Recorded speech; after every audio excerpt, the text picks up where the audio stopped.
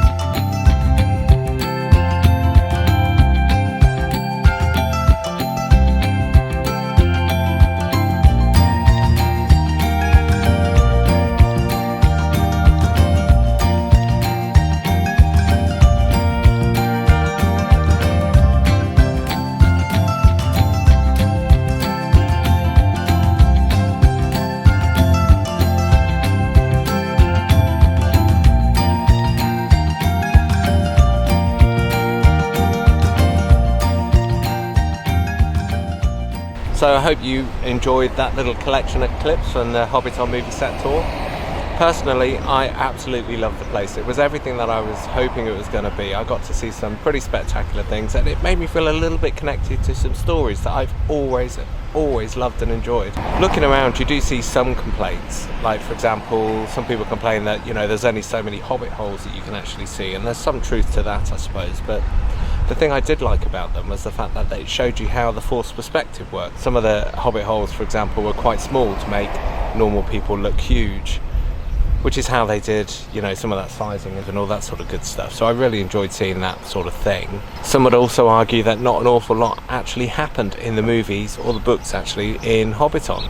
What's the relevance of it? But again, if you're invested in the stories like I am, then it was really good to be able to see it and just make some connection. They're not valid complaints as far as I'm concerned. So what about the logistics? Well, the place itself is about 180 kilometres away from Auckland. It's a good 2.5 hour drive. You know, you could do it in a day trip if you don't mind the driving. The driving's not particularly difficult in New Zealand, so I don't think it's that onerous to do.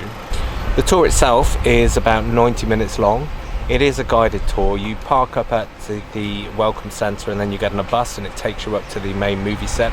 It's not very far, it's maybe 5 minutes in the bus, so not particularly difficult. Then you get somebody who's very knowledgeable and seems to know everything about the way that the movies were filmed, guiding you around the set. And it is really interesting because, you know, some of the stuff, unless you go back through the movies, you may not recognise the significance of them. So having that tour guide really does make a difference. Now, like I said, it's about 90 minutes long. In terms of accessibility, there was quite a few people there with prams and all that sort of stuff, so I don't think it's particularly inaccessible. I'm struggling at the minute. I have a problem with my knee and I didn't find it particularly hard to get around.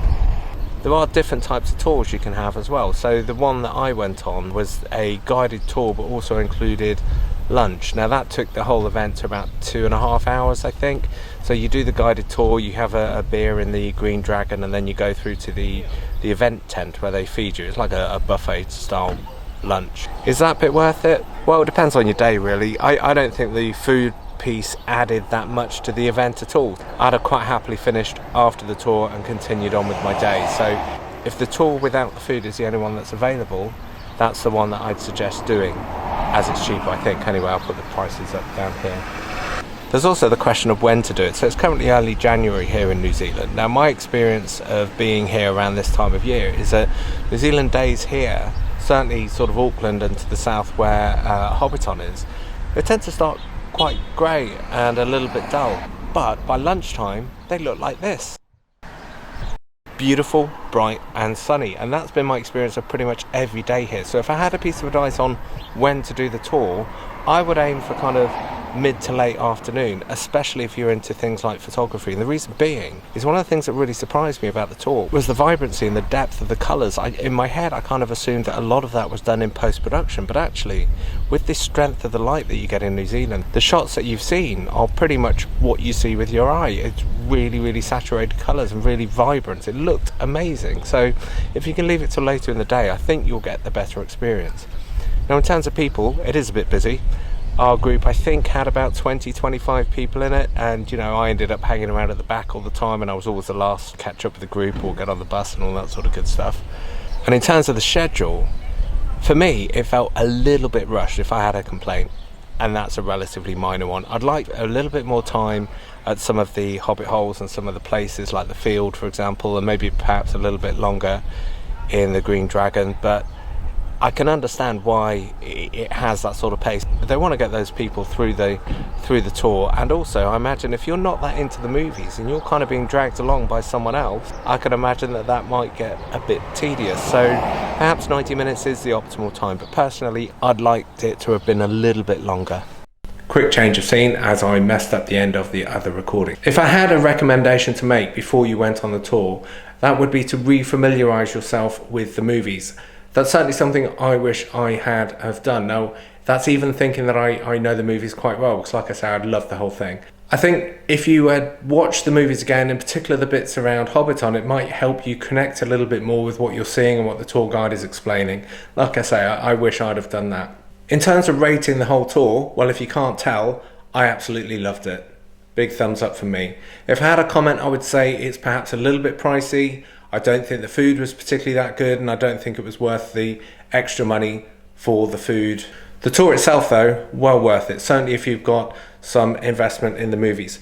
If you are going to drag someone along who perhaps is not as into the movies, then maybe you've got a bit of a struggle on your hands, but in general, I loved it. Highly recommended. Anyway, I've got some photos coming up now. That's enough waffle for me. Hope you really enjoyed it. If you've got any questions on the tour, feel free to drop a comment below and I'll try and answer them for you. Until next time.